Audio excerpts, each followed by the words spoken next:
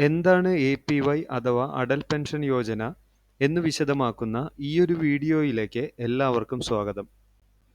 എന്താണ് central government നടപ്പിലാക്കിയിട്ടുള്ള Atal pension Yojana?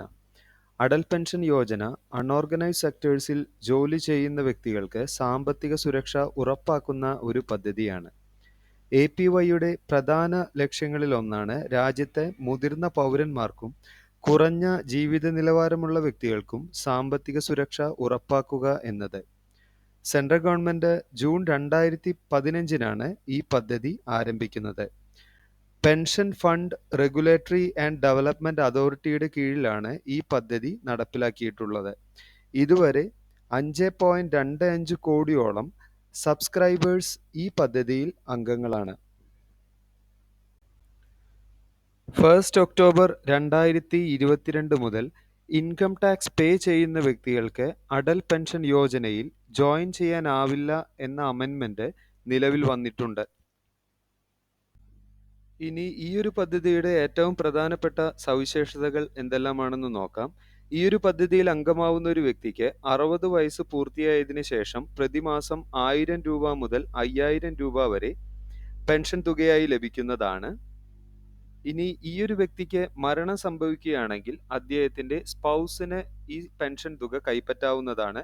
സ്പൗസിന്റെ മരണശേഷം കോർപ്പസിൽ സ്വരൂപിച്ചിട്ടുള്ള മുഴുവൻ തുകയും നോമിനിക്ക് ലഭിക്കുന്നതാണ്.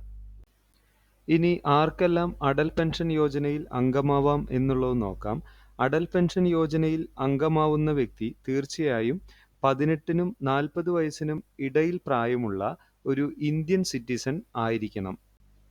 ഈ പദ്ധതിയിൽ അംഗമാവാൻ ഉദ്ദേശിക്കുന്ന വ്യക്തിക്ക് ഒരു സേവിങ്സ് ബാങ്ക് അക്കൗണ്ടോ അതല്ലെങ്കിൽ ഒരു പോസ്റ്റ് ഓഫീസ് സേവിങ്സ് അക്കൗണ്ടോ ഉണ്ടായിരിക്കേണ്ടതാണ്.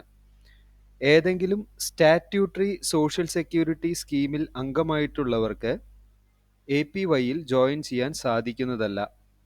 എ.പി.വൈയിൽ ജോയിൻ ചെയ്യുന്ന ഒരു വ്യക്തി ഇൻകം ടാക്സ് പേയർ ആയിരിക്കരുത് എന്നുള്ള നിബന്ധനയുമുണ്ട്. എ.പി.വൈയിൽ അംഗമാകുന്ന ഒരു വ്യക്തിക്ക് ലഭിക്കുന്ന പെൻഷൻ അദ്ദേഹത്തിന്റെ പ്രായത്തെയും അദ്ദേഹം ഓരോ മാസവും ഈ പദ്ധതിയിലേക്ക് എത്ര രൂപ വെച്ച് തവണകളായി അടയ്ക്കുന്നു എന്നുള്ളതിനെയും ആശ്രയിച്ചിരിക്കും. അതായത് 18 വയസ്സുള്ള ഒരു വ്യക്തി ആദ്യമായി ഈ പദ്ധതിയിൽ അംഗമാവുകയാണെങ്കിൽ അദ്ദേഹം 60 വയസ്സുവരെ, അതായത് ഏകദേശം 42 വർഷത്തോളം ഈ ഒരു പദ്ധതിയിലേക്ക് കൃത്യമായ കോൺട്രിബ്യൂഷൻസ് ഓരോ മാസവും നൽകേണ്ടതായിട്ടുണ്ട്. ഈ വ്യക്തിക്ക് 1000 രൂപയാണ് പ്രതിമാസം പെൻഷൻ ലഭിക്കേണ്ടതെങ്കിൽ അദ്ദേഹം ഓരോ മാസവും 42 രൂപയും, 2000 രൂപ പെൻഷൻ തുകയായി ലഭിക്കണമെങ്കിൽ 84 രൂപയും, 3000 രൂപയ്ക്ക് 126 രൂപയും, 4000 രൂപയ്ക്ക് 168 രൂപയും, 5000 രൂപയ്ക്ക് 210 രൂപയും ഓരോ മാസവും അടയ്ക്കേണ്ടതായിട്ട് വരും. എ.പി.വൈയിലേക്കുള്ള കോൺട്രിബ്യൂഷൻ മന്ത്ലി ബേസിസിലോ അതല്ലെങ്കിൽ ക്വാർട്ടർലി, ഹാഫ് ഇയർലി മോഡിലോ പേയ്മെന്റ്സ് ചെയ്യാവുന്നതാണ്. മറ്റൊരു ഉദാഹരണം കൂടി നമുക്ക് നോക്കാം. 30 വയസ്സുള്ള ഒരു വ്യക്തിയാണ് ഈ പദ്ധതിയിൽ ജോയിൻ ചെയ്യുന്നതെങ്കിൽ അദ്ദേഹത്തിന്റെ ഇയേഴ്സ് ഓഫ് കോൺട്രിബ്യൂഷൻ 30 വർഷമായിരിക്കും. അതായത് 60 വർഷം കഴിഞ്ഞതിന് ശേഷം അദ്ദേഹത്തിന് പെൻഷൻ ലഭിക്കുന്നതാണ്. 1000 രൂപ പെൻഷൻ ലഭിക്കണമെങ്കിൽ ഈ വ്യക്തി ഓരോ മാസവും 116 രൂപ വീതവും, 2000 രൂപ പെൻഷൻ ലഭിക്കണമെങ്കിൽ 231 രൂപയും, 3000 രൂപയ്ക്ക് 347 രൂപയും, 4000 രൂപയ്ക്ക് 462 രൂപയും, 5000 രൂപയ്ക്ക് 577 രൂപയും പ്രതിമാസം എ.പി.വൈയിലേക്ക് കോൺട്രിബ്യൂഷനായി നൽകേണ്ടതാണ്. നേരത്തെ സൂചിപ്പിച്ചതുപോലെ എ.പി.വൈയിൽ ജോയിൻ ചെയ്യുന്ന ഒരു വ്യക്തി എല്ലാ മാസവും ഒരു നിശ്ചിത തുക കൃത്യമായി തൻ്റെ അക്കൗണ്ടിൽ നിക്ഷേപിക്കേണ്ടതാണ്. 60 വയസ്സിന് ശേഷം അദ്ദേഹത്തിന് നിക്ഷേപിച്ച തുകയ്ക്ക് ആനുപാതികമായി പെൻഷൻ ലഭിക്കുന്നതാണ്. പെൻഷൻ വാങ്ങിച്ചുകൊണ്ടിരിക്കുന്ന സബ്സ്ക്രൈബർ മരണപ്പെടുകയാണെങ്കിൽ അദ്ദേഹത്തിന്റെ സ്പൗസിന് ആ പെൻഷൻ തുക ലഭിക്കുന്നതായിരിക്കും. സ്പൗസിന്റെ മരണശേഷം കോർപ്പസിൽ സ്വരൂപിച്ചിട്ടുള്ള മുഴുവൻ തുകയും നോമിനിക്ക് ലഭിക്കുന്നതായിരിക്കും.